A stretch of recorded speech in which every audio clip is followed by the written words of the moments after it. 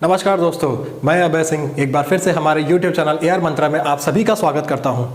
उम्मीद है आप सभी की तैयारी बहुत अच्छे से चल रही होगी और आप बहुत मन लगा के पढ़ भी रहे होंगे। तो आपको पता ही है कि हमारी मैथ्स की वीडियो सीरीज चल रही है जिसमें हम चैप्टर्स लगातार पढ़ रहे हैं। तो जिसमें आज हम पढ़ेंगे फ्रैक्शंस एंड डेसिमल्स। ठीक है, तो आज आइए शुरू करते हैं फ्रैक्शंस एंड डेसिमल्स। पहले तो हम थोड़ा सा एक्सप्लेनेशन देंगे, फिर आज आप सभी के लिए हम क्वेश्चंस भी लाए हैं। आज क्वेश्चंस के साथ प्रैक्टिस करेंगे। ठीक है, चलिए शुरू करते हैं। पहली बात तो फ्रैक्शंस होते क्या हैं, हमें ये जानने की ज़रूरत है। फ्रैक्शंस होता क्या है, सबसे पहली चीज़ तो ये, सपोज करिए ये एक सर्किल है। ठीक है, अब इस सर्किल का मैंने दो हिस्सा कर दिया, बराबर रूप से मैंने इसको टू पार्ट्स में डिवाइड कर दिया। ठीक, एक हिस्सा तो ये हो गया, एक हिस्सा ये हो गया। अब मान लीजिए एक हिस्सा मैंने आपको बांट दिया, दूसरा हिस्सा अपने पास ही रख लिया। ठीक, टोटल पार्ट्स कितने थे इसके? टोटल पार्ट्स दो थे। ठीक, दो पार्ट्स टोटल थे और मैंने पूछा आपको मैंने कौन सा वाला पार्ट दिया है, तो आपको मैंने कौन सा वाला पार्ट दिया? आपको मैंने एक ही पार्ट तो दिया है ना, दोनों पार्ट तो नहीं दे दिया। ये मेरे पास ही रह गया, ये पार्ट आपको दे दिया। तो इसका फ्रैक्शन क्या बनेगा? 1/2। इसका मतलब ये कह सकते हैं जब भी हम किसी चीज़ों को इक्वल पार्ट्स में, या कोई ज़रूरी नहीं इक्वल पार्ट्स में, जब मतलब हिस्सों में डिवाइड कर दें तब हमारा फ्रैक्शंस बन के आता है। और फ्रैक्शंस को डिनोट कैसे करते हैं? ऐसे डिनोट करते हैं। हाँ, एक चीज़ और हिंदी वालों के लिए भी लिख देता हूँ मैं। फ्रैक्शंस को हम लोग हिंदी में कहते हैं भिन्न। क्या कहते हैं? भिन्न। जो नीचे वाला फ्रैक्शन, जो नीचे वाला पार्ट होता है, एक तरीके से वो टोटल में होता है, टोटल पार्ट्स होता है। और एक एग्जांपल और लेके देख लेते हैं। जैसे मान लीजिए आप सभी अग्निवीर का एग्जाम देने जा रहे हैं, उसमें मैथ्स का पेपर आया, उसमें मैथ्स के क्वेश्चंस मान लिए 15 क्वेश्चंस आ गए और 15 क्वेश्चंस में से आपके नंबर आए हैं वो है 10। ठीक, आपके नंबर आए तो वो है 10। कभी भी आपने नोटिस तो किया ही होगा, बचपन में मैम टीचर ऐसे ही नंबर देती थी। फ्रैक्शंस यही होते हैं फ्रैक्शंस, इन्हीं को ही फ्रैक्शंस कहते हैं हम लोग। ये वैल्यू जो होती है ये इसके हिस्से के बारे में बताती है कि टोटल में से आपको कितने नंबर मिले हैं।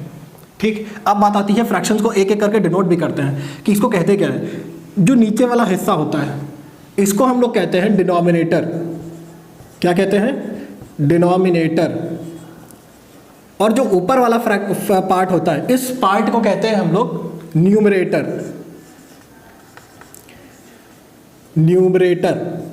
ठीक है, अब बात आती है इसको हिंदी में क्या कहते हैं। न्यूमरेटर को हम लोग हिंदी में कहते हैं अंश, और जो डिनोमिनेटर होता है उसको बोलते हैं हर। ठीक, ये तो आप सभी जानते ही होंगे।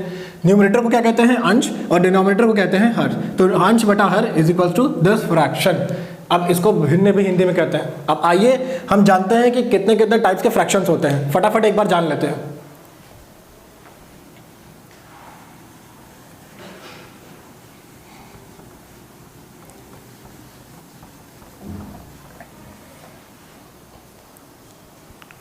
तो फ्रैक्शन का सबसे पहला जो टाइप होता है,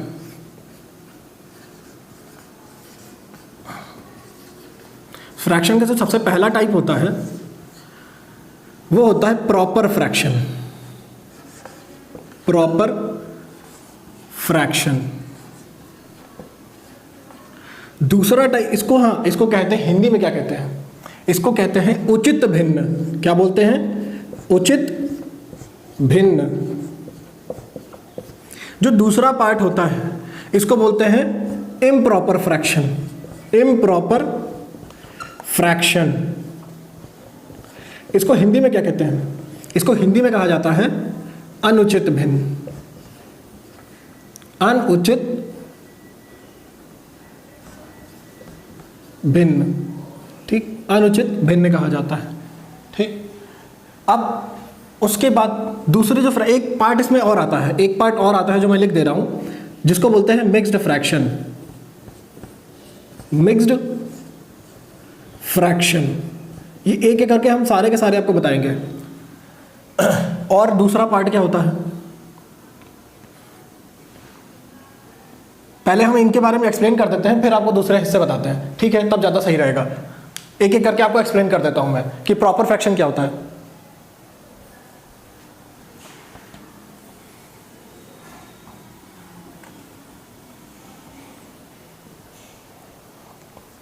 प्रॉपर फ्रैक्शन क्या होते हैं? ऐसे फ्रैक्शंस या ऐसे भिन्न जिनके न्यूमरेटर छोटा हो और डिनोमिनेटर बड़ा हो। मैंने क्या कहा? ऐसे भिन्न जिनके अंश छोटा हो और हर क्या हो, वो हमेशा बड़ा होता है। न्यूमरेटर हमेशा छोटा होगा और डिनोमिनेटर हमेशा बड़ा होगा, तो ऐसे फ्रैक्शंस को, ऐसे भिन्न को हम लोग प्रॉपर फ्रैक्शंस भी कहते हैं। समझ में आ ही रहा होगा। दूसरा मैंने लिखा था यहाँ पे, दूसरा पार्ट जो लिखा था वो मैंने लिखा था इम्प्रॉपर फ्रैक्शन, इम्प्रॉपर फ्रैक्शंस। दूसरा पार्ट लिखा था इम्प्रॉपर फ्रैक्शंस। इम्प्रॉपर फ्रैक्शंस का मतलब क्या होता है? इम्प्रॉपर फ्रैक्शंस का मतलब यह होता है जिस भी फ्रैक्शन का, जिस भी भिन्न का न्यूमरेटर जो है वो न्यूमरेटर वाली संख्या बड़ी हो जाए और डिनोमिनेटर वाली संख्या छोटी हो जाए, तो ऐसे फ्रैक्शंस को इम्प्रॉपर फ्रैक्शंस भी कहते हैं, जिसको अनुचित भिन्न भी कहा जाता है हिंदी में। ठीक है, इसमें तो ऐसा कुछ भी नहीं है जो समझ में ना ही आ रहा हो। उम्मीद है आप सभी को समझ में आ भी रहा होगा। तीसरा पार्ट जो मैंने बताया था आपको, mixed fraction. Mixed fraction, mixed fraction किसे कहते हैं? देख लीजिए, मिक्स्ड फ्रैक्शन भी किसे कहते हैं। मिक्स्ड फ्रैक्शन ऐसे फ्रैक्शंस होते हैं, ध्यान से देखिएगा, मिक्स्ड फ्रैक्शन किसे कहते हैं? जिसको हम लोग इस तरीके से डिनोट कर सकें, मिक्स्ड में है। इसको पढ़ते कैसे हैं? हिंदी में भी बताता हूं, इंग्लिश में भी बताता हूं। 2 सही 3/4। और इंग्लिश में कैसे पढ़ेंगे? इंग्लिश वालों 2:3/4। ठीक है, 2:3/4। और हिंदी वाले पढ़ेंगे 2 सही 3/4। ठीक, समझ में आ ही गया होगा, उम्मीद करता हूं मैं। अभी ये भी बताऊंगा कि इसको सिंपल फ्रैक्शन में कैसे चेंज करते हैं, जिसको प्रॉपर फ्रैक्शन भी कहते हैं। सिंपल फ्रैक्शन में कैसे चेंज कर सकते हैं, साधारण भिन्न में कैसे चेंज कर सकते हैं। तो कुछ भी नहीं करना होता है इसमें। जो डिनोमिनेटर वाला हिस्सा है, इस डिनोमिनेटर वाले हिस्से को इससे मल्टीप्लाई कर दीजिए, मतलब 4 गुणा 2 कर दो। अब कितना उत्तर आया? 8 आया। 4 गुणा 2 8 होता है, 4 2 8 होता है। अब उसके बाद ये जो ऊपर न्यूमरेटर वाला नंबर लिखा हुआ है, इस न्यूमरेटर वाले नंबर में इसी के साथ ऐड कर दो। क्या आंसर आएगा? 11। ठीक, 11 आ गया। अब इसका फ्रैक्शन क्या बनेगा? इसका फ्रैक्शन क्या बनेगा? 11/4। समझ में आया? क्या आंसर बना? 11/4। समझ में आ ही रहा होगा आप सभी को, उम्मीद है, करता हूं यही। एक और करके एग्जांपल दिखा देता हूं आपको मैं। सपोज मैंने लिख दिया यहाँ पे 3:4/7। कैसे लिखेंगे इसको, ऐसा सॉल्व करेंगे। इस 7 को इससे मल्टीप्लाई करो फटाफट। 7 3 21 और 21 प्लस कितना, जो भी न्यूमरेटर में नंबर लिखा उसी के साथ ऐड कर दो। 21 + 4 25। 25/7। ये तरीका है मिक्स्ड फ्रैक्शन को किसमें चेंज करने का? प्रॉपर फ्रैक्शन में, या फिर कह सकते हो सिंपल फ्रैक्शन। प्रॉपर फ्रैक्शन तो नहीं है, क्योंकि प्रॉपर फ्रैक्शन का मतलब ये होता है कि इसमें न्यूमरेटर जो होता है वो छोटा होता है, पर यहाँ पे न्यूमरेटर हमारा बड़ा है, मतलब ये इम्प्रॉपर फ्रैक्शन है। हमने साधारण भिन्न में इसको बदल दिया है। ठीक है, ये साधारण भिन्न में बदल चुका है। ठीक, अब फटाफट और भी फ्रैक्शन है उनको भी जान लेते हैं, तब तक आप स्क्रीनशॉट ले सकते हैं।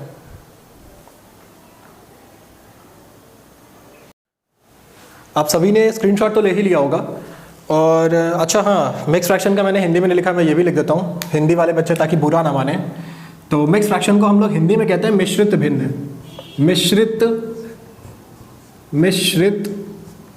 भिन्न। अब भिन्न यहाँ लिखे दे रहा हूँ मैं, ताकि उम्मीद है आपको दिख रहा होगा, उम्मीद है आपको दिखाई दे रहा होगा। ठीक, स्क्रीनशॉट तो ले लिया होगा, मैं इसको मिटा के आगे बताता हूँ।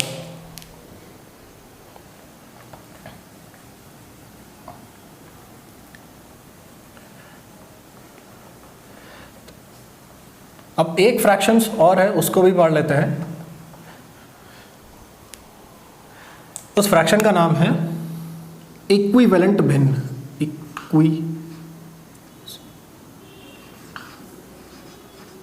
Equivalent fraction. Equivalent fraction. ठीक, इस फ्रैक्शन का नाम है इक्विवेलेंट फ्रैक्शन। इक्विवेलेंट फ्रैक्शंस क्या होते हैं? बहुत छोटा सा टॉपिक है, ये भी फटाफट कंप्लीट कर लेते हैं, फिर हम लोग क्वेश्चंस की सीरीज आज शुरू करते हैं। आपको क्वेश्चंस के माध्यम से ज़्यादा समझ में आएगा। ठीक है, तो हमारे वीडियो के साथ बने रहिएगा, आप जरूर यहाँ से एक ना एक नंबर लेके ही जाएंगे, ये मेरा वादा है आपका। तो जैसे एग्जाम्पल 2/3। ठीक, ये एक प्रॉपर फ्रैक्शन है, अभी मैंने पढ़ाया भी इसको उचित फ्रैक्शन भी बोलते हैं, ठीक। ये क्योंकि इसका न्यूमरेटर छोटा है डिनोमिनेटर से, इसलिए कह सकते हैं प्रॉपर फ्रैक्शन है। अब इसको इक्विवेलेंट फ्रैक्शन में अगर बदलना हो तो मैं यहाँ लिख दूँ सेम नंबर से ऊपर नीचे दोनों मल्टीप्लाई कर दिए, सेम नंबर से ऊपर नीचे मल्टीप्लाई करिएगा। 2 से अगर मान लिया 2 से मल्टीप्लाई कर रहे हैं तो नीचे भी 2 से ही मल्टीप्लाई होगा, ठीक है। अगर 2 से ऊपर भी मल्टीप्लाई हो रहा है तो 2 से नीचे भी मल्टीप्लाई होगा, तो इसका आंसर क्या आएगा 4/6। तो मैं ये कह सकता हूँ कि ये कैसा फ्रैक्शन है, इक्विवेलेंट फ्रैक्शन है। क्यों इक्विवेलेंट फ्रैक्शन क्यों है ये, क्योंकि अगर इसको मैं रिड्यूस करूँगा तो रिड्यूस करने पे 2/3 ही आएगा, चाहे तो आप काट के देख लो, 2 2 ज़ा 4, 2 3 ज़ा 6। अब मैं और भी इसके एग्जाम्पल में लिख देता हूँ, जैसे 8/24 लिखा हुआ है। अब इसको मैं काटना शुरू करूँ, 8/24 सॉरी 8/24 तो नहीं हो सकता, 16/24 लिख देता हूँ। 8 2 ज़ा 16, 8 3 ज़ा 24, है ना। क्या आंसर आया 2/3 आया। इसका मतलब क्या हुआ, ये भी एक इक्विवेलेंट फ्रैक्शन है। समझ में आ रहा है। आप लोग में क्वेश्चंस इस तरीके से पूछेंगे, वो भी दिखा देते हैं। वो ऐसा देगा,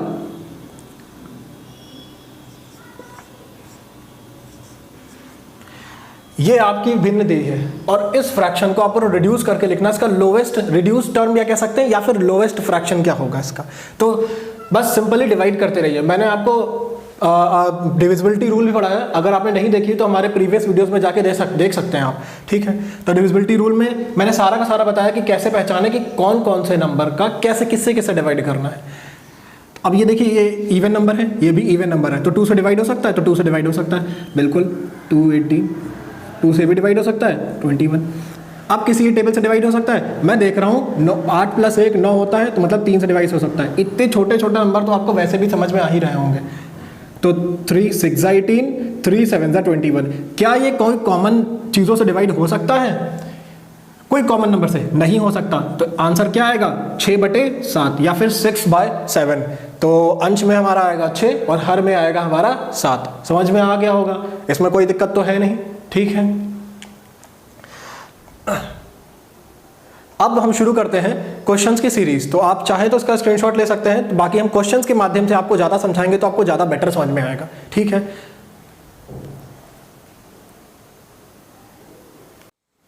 और एक चीज़ और हिंदी वालों के लिए मैं लिख देता हूँ, इक्विवेलेंट फ्रैक्शन को सतत भिन्न भी कहा जाता है। सतत भिन्न, सतत तो मतलब समझते ही होंगे, लगातार, ठीक है। इक्विवेलेंट फ्रैक्शन को सतत भिन्न भी कहते हैं, सतत भिन्न, ठीक। अब हम क्वेश्चन शुरू करते हैं। अगर आपको हमारी वीडियो पसंद आ रही है तो हमें तो ज़रूर लाइक करिएगा, ठीक है, और शेयर भी करिएगा। ये बात पक्की है कि आप यहाँ से एक नंबर जरूर लेके जाएंगे अपने एग्जाम में। ये चैप्टर में से एक ना एक क्वेश्चन जरूर बनेगा, ठीक। मैं हट जा रहा हूँ, स्क्रीनशॉट ले लीजिए।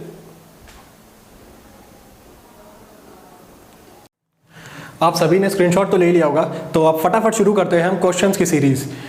तो ये आपको यहाँ पे क्वेश्चन डिस्प्ले हो रहा होगा, ठीक है। पहला क्वेश्चन ये रहा, if 2994 डिवाइडेड बाय 14.5, ठीक। क्वेश्चन क्या है, पढ़ लिया होगा उम्मीद। आप लोग एक बार 1 मिनट के लिए वीडियो पॉज करके इसको खुद से सॉल्व करिएगा, तभी उसके बाद तब मेरा सॉल्यूशन देखिएगा, ठीक है। पहले एक बार आप खुद से सॉल्व करने की कोशिश करिए। क्वेश्चन है कि अगर 2994 डिवाइडेड बाय 14.5 के बराबर क्या वैल्यू दी गई है, 172, ठीक। यही दिया होगा, आप सभी ने देख ही लिया होगा।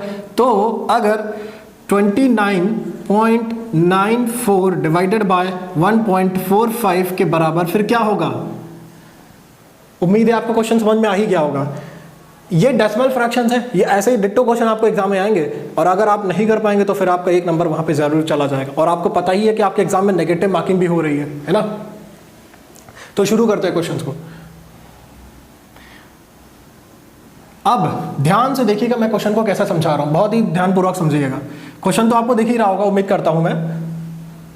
इधर देखिए, इसको उठाइए, जो दिया हुआ है यहां क्या दिया हुआ है, डेसिमल 2994 डिवाइडेड बाय 14.5। अगर इस डेसिमल को हटाओगे ना तो ऊपर की तरफ 10 मल्टीप्लाई होता है, ये आप सभी को पता होगा। अगर इस डेसिमल को हटाएंगे तो ऊपर की तरफ 10 मल्टीप्लाई होगा, ठीक है। अब इसके बराबर क्या दिया हुआ है, 172। अब क्वेश्चन की पार्ट आ जाओ। क्वेश्चन में क्या बोला है, 29.94 is equal to 1.45, 29.94 is upon 1.45। अब दशमलव के बाद इधर कितनी संख्या है और दशमलव के बाद इधर कितनी संख्या है, दोनों की तरफ संख्या बराबर है ना। जब दोनों की तरफ संख्या बराबर हो ना तब क्या होता है, ये डेसिमल कट जाता है, ये डेसिमल हट जाता है। अब क्या बनेगा फिर 2994/145। जब भी दशमलव के बाद संख्याएं बराबर हो जाती हैं तब आपका ये दशमलव हट जाता है। जैसे एक एग्जांपल और, अगर हमने यहाँ लिख दिया 1.4 डिवाइडेड बाय 0.8, दशमलव के बाद कितनी संख्या है, एक, दशमलव के बाद कितनी संख्या, एक, तो ये दशमलव हट जाएगा। तो इसका आंसर क्या आएगा 14/8। ठीक है, ये एग्जाम्पल के लिए मैंने आपको बता दिया था। अब बात आती है इस क्वेश्चन पे, सीधे आते हैं क्वेश्चन पे। देखिएगा अब 2994/145, क्या आपने कुछ नोटिस किया, यहाँ पे भी वही संख्या लिखी है, देखा आपने, यहाँ पे भी वही संख्या लिखी है 2994/145 गुणे में 10। अगर इस और इसकी जगह पूछा ही है तो ना, अगर मान लिया इसकी जगह हम लोग क्या मान लें, इसकी जगह हम लोग x मान लेते हैं, इसकी जगह x मान लेते हैं, गुणे 10 इज इक्वल्स टू 172। अब तो नॉर्मल रूल आपको पता चल रहा होगा। अब क्या करना है, इस 10 को फटाफट इधर भेज दो, इस 10 को फटाफट उधर भेज दो, क्या आंसर आएगा, x इज इक्वल्स टू 172/10। ठीक, अब नीचे कितनी जीरो है, नीचे एक जीरो है, तो पीछे से एक जीरो, एक पॉइंट लगा दो, कितना आएगा 70.2। ये आंसर है आपका। ठीक, समझ में आ ही गया होगा उम्मीद करता हूँ। अगर ना समझ में आया तो एक बार फिर से आप लोग हमारा वीडियो दोबारा रिवाइंड करके देख लीजिएगा, आपको जरूर समझ में आ जाएगा। ठीक है, चलिए बढ़ते हैं नेक्स्ट क्वेश्चन की तरफ। आप सभी ने स्क्रीनशॉट तो ले ही लिया होगा और अब फटाफट ये आपके स्क्रीन पे सेकंड क्वेश्चन हमारा डिस्प्ले हो रहा है, तो इसको फटाफट 1 मिनट के लिए पॉज करके आप क्वेश्चन खुद से सॉल्व करिए, उसके बाद तब हमारा सॉल्यूशन देखिएगा। तो क्वेश्चन क्या है, when 0.232323 and infinite is converted into a fraction then the result is. Hindi के लिए क्या है, जब 0.232323 इनफिनिट तक जाता है को भिन्न में बदला जाता है तो परिणाम क्या होगा। अब ये तो पता ही होगा आपको, ये कोई भी संख्या जब रिपीट होती है बार बार तो उसके ऊपर बार लग जाता है, इसको क्या कहते हैं, बार। अब बोला है इस संख्या को भिन्न में बदलना है, कैसे बदलेंगे। अगर आपने ये क्वेश्चन सही से पढ़ा होगा तो अगर आपने या फिर हमारी वीडियो प्रीवियस देखी होगी उसमें मैंने समझाया भी है, एक जगह आपको ट्रिक बताई है, इसी ट्रिक क्या है, तो उसी ट्रिक के फॉलो करते हैं क्योंकि 1 सेकंड का आंसर है। ध्यान से देखिएगा, यहाँ पे कितने संख्या पे बार है, 2 संख्या, मतलब 2 संख्या रिपीट हो रही होंगी बार बार। कुछ नहीं करना है, जो संख्या दी है उसको फटाफट लिख लो, जो संख्या दी है उसको फटाफट लिख लो, फिर उसके बाद जितने संख्या बार हो उतने नहीं, अगर ये कट रहा है तो काट दो, वरना यही आंसर आपका हो गया। 1 सेकंड का आंसर था, मुश्किल से 1 सेकंड का, समझ में आ ही रहा होगा। अब ऑप्शन कौन सा ऑप्शन नंबर है, ऑप्शन नंबर 3। ठीक, अगर आपको फिर भी नहीं समझ में आया तो एक दूसरा क्वेश्चन भी आपके सामने डिस्प्ले हो रहा होगा, फटाफट उसका करके देखिए। तो क्वेश्चन ये है, the correct expression of 6.464646 and infinity in the fraction form. इस बार क्वेश्चन क्या दिया है, 6.4646 ... ठीक, 6.46 के ऊपर क्या लगा सकते हैं, बार लगा दें, क्योंकि यही संख्या बार बार रिपीट हो रही है। अब आप सर कहेंगे सर आपने तो ऐसी कोई संख्या बताई नहीं, यहाँ तो अब संख्या आ गई, तो आप कैसे सॉल्व करेंगे। तो इसीलिए तो हम है ना, आपको बताते हैं। देखिए इधर पहली वही संख्या पूरी लिख लो। ठीक, क्या संख्या है, 646। उसके बाद अब जिस संख्या पे बार नहीं है, मैंने कहा जिस संख्या पे बार नहीं है उस संख्या को इससे माइनस कर दो। क्या किस संख्या बार नहीं था, यहाँ पे 6 संख्या था, इसीलिए मैंने 6 से माइनस कर दिया।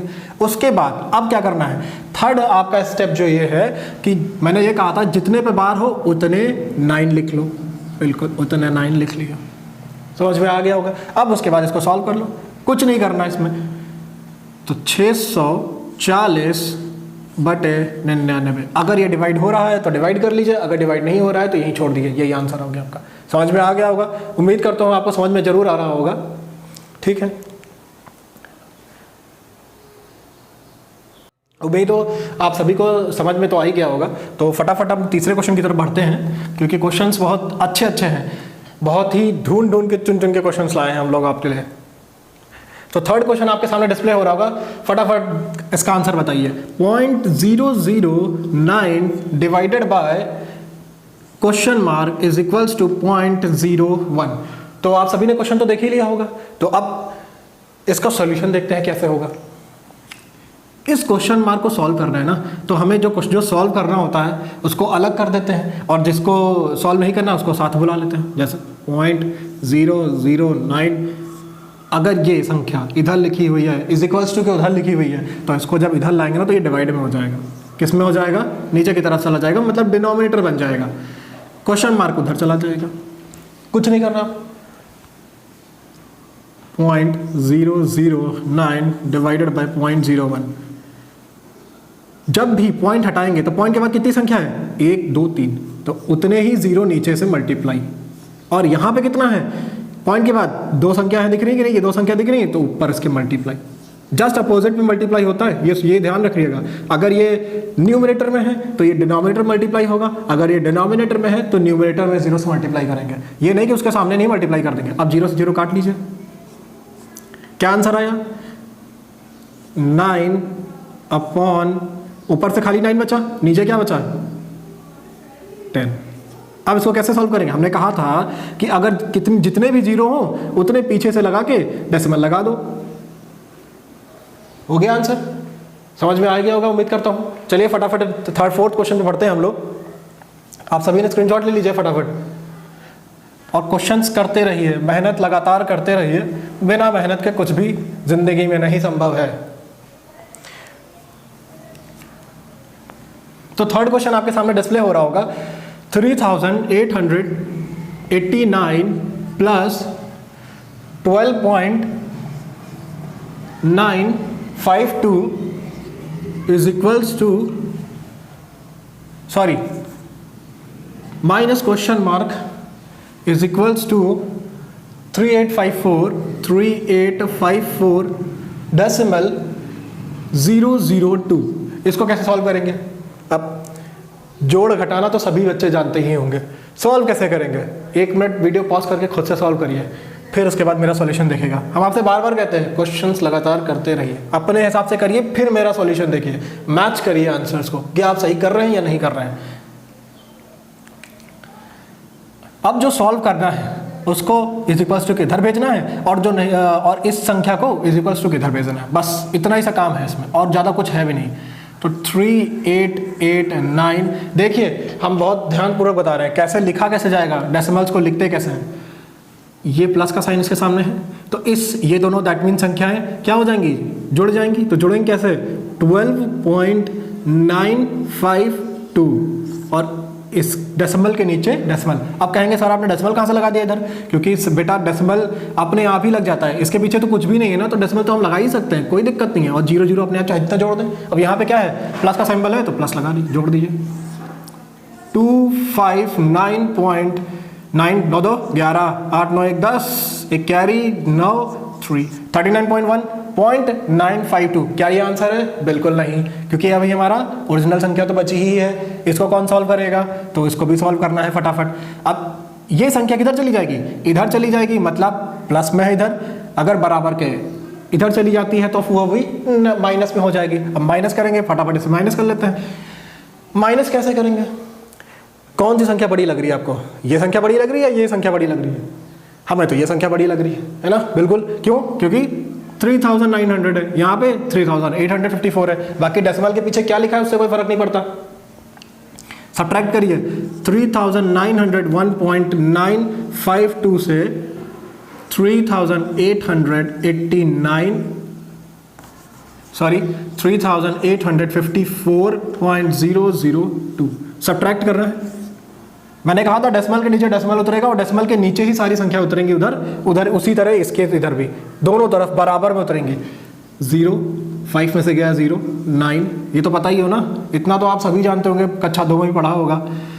यहाँ से कैरी लेते हैं, है ना, पढ़ा ही होगा सभी ने। 11 में से 7, ठीक, यहाँ पे 9 बचा, 9 में से 5 4, ये 0। कितना आंसर आया? 14.950। उम्मीद करते हैं आप सभी को समझ में आ गया होगा हमारे क्वेश्चन। ठीक है, चलिए बढ़ते हैं फटाफट नेक्स्ट क्वेश्चन की तरफ। स्क्रीनशॉट तो आप ले ही लिए होंगे। तो आप सभी ने स्क्रीनशॉट तो ले ही लिया होगा। अगला क्वेश्चन भी आपके सामने डिस्प्ले हो रहा है, तो फटाफट वीडियो पॉज करके उस क्वेश्चन का आंसर निकालने का प्रयास करें, उसके बाद फिर हमारा सॉल्यूशन तो है ही है।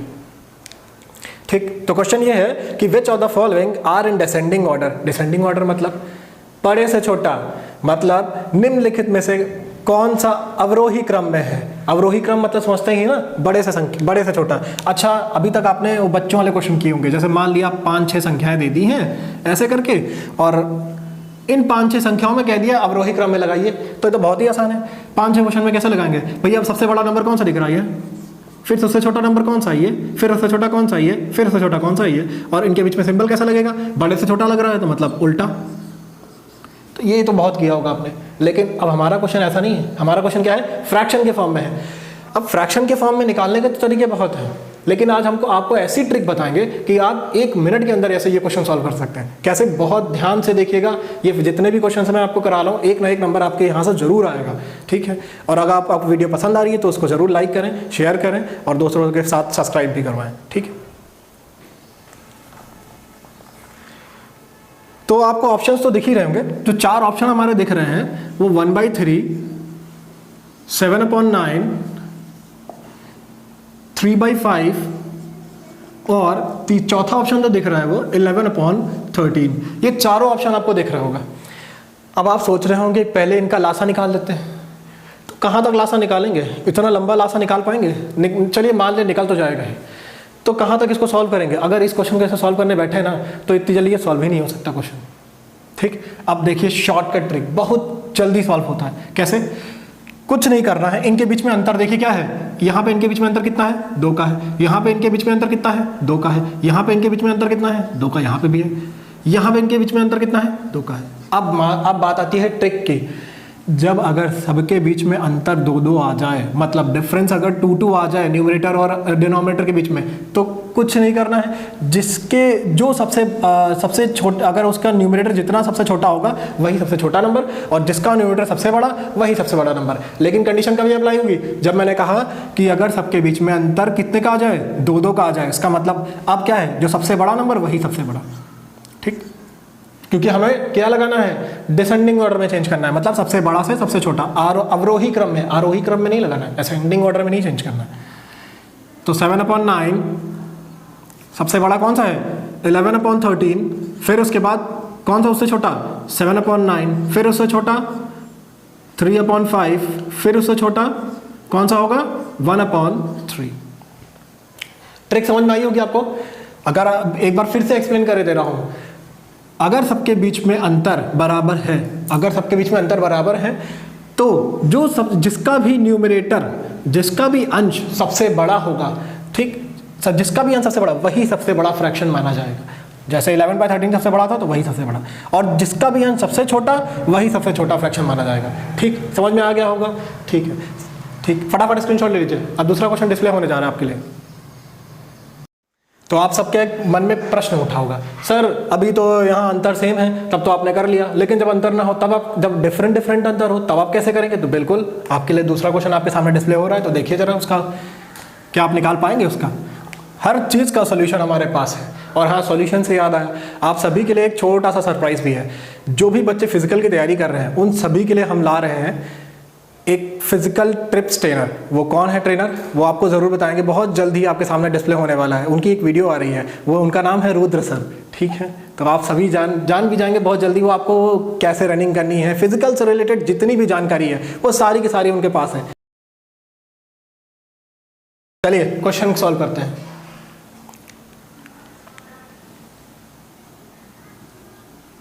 क्वेश्चन आपके सामने डिस्प्ले हो रहा होगा, which of the following are in ascending order of the values. अब असेंडिंग ऑर्डर मतलब इनमें से कौन सा आरोही क्रम में है। अब आरोही क्रम में मतलब समझ रहे ना, छोटे से बड़ा कौन सा है। अभी तक मैंने कहा बड़े से छोटा, कोई दिक्कत नहीं है, प्रोसेस सेम है। आइए देखते हैं।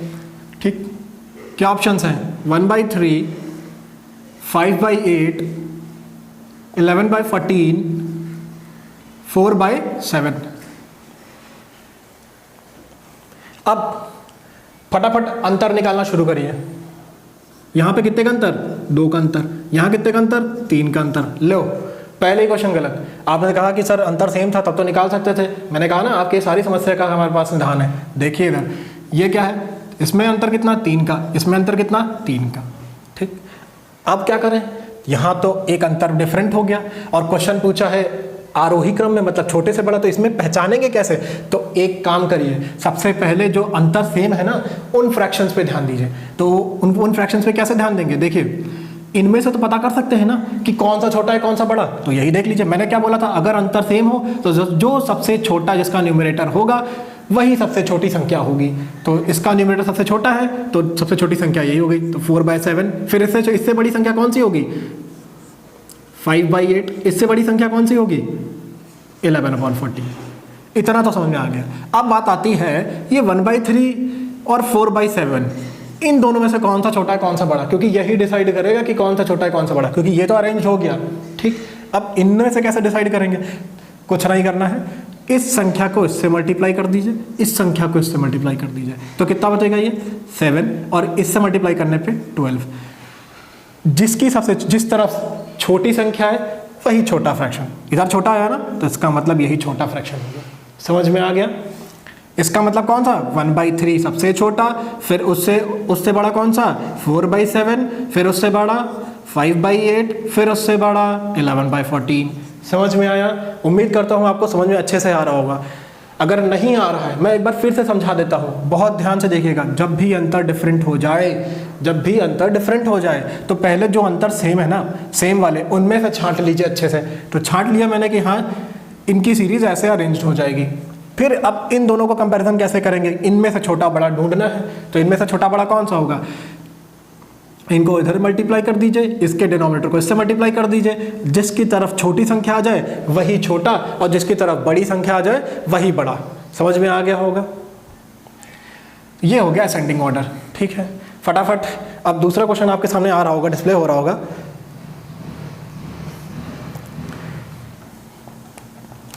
Which of the following is the biggest fraction? निम्नलिखित में से सबसे बड़ी संख्या कौन सी है। अब बताइए सबसे बड़ी संख्या कौन सी है, ढूंढिए। 4 ऑप्शन आपके सामने डिस्प्ले हो रहे होंगे, फटाफट बताइए।